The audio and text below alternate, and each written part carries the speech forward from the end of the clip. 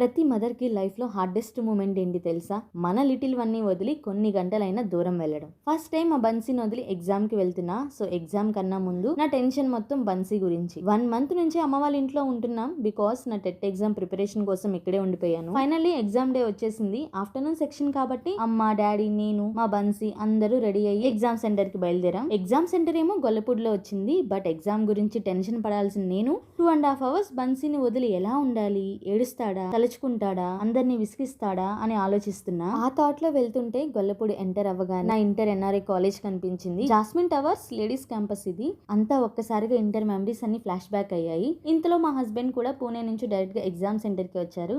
1 month తర్వాత బన్సీ first time వాళ్ళ డాడీని చూస్తున్నాడు. ముందు కొంచెం షై అయ్యి తర్వాత నాన్న నాన్న అంటూ డాడీ దగ్గరికి వెళ్ళిపోయాడు.